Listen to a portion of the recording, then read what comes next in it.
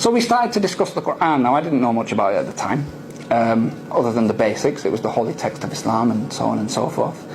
And looking into the Quran, I find that it's not a book. It's a series of verses. A series of verses that were revealed in Arabic, that were spoken from the mouth of a man, sallallahu alaihi wasallam, who couldn't even read. He was unlettered. And the things that this book discusses, the language that it uses, is so powerful and so eloquent, and yet so precise and straight to the point, that it's not just a series of stories. The Quran is what? It's a book of law. Have you ever taken a book of law, of British law, off the shelf and start reading it? It's not like the Quran, even in English. It's you know, official paragraph 1.2.3, the plaintiff says da da da da. It's like that. It's really official language. Do not go through a red light until it turns green and da da da da da.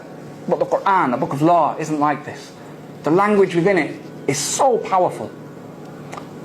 And this book is revealed at a time when the Arabic language itself was pretty much at its apex. There were, as we know, there were poets in Mecca and Medina at the time who could speak the most eloquent Arabic, tell the most fantastic stories. And one of the signs that the Quraysh used to try and show that they were number one was that they had the best poets.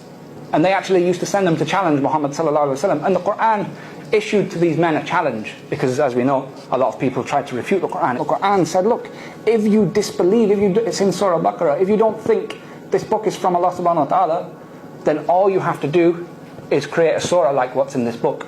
Just one chapter like what you see in this book. Because if somebody else can do it, that means it came from a man. If no one else can do it, that means it must have come from Allah subhanahu wa ta'ala. Now I thought, okay, that's interesting. I wonder if anybody managed it. I look into it. Of course, nobody did. There were many challengers who attempted it, but nobody did. That was back then. How about more recently? And so if any of the brothers are familiar with Orientalism and some of the movements that took place when the British Empire and some of the colonial powers went into the Muslim world, what they tried to do was to cut the Muslims' relationship with the Quran.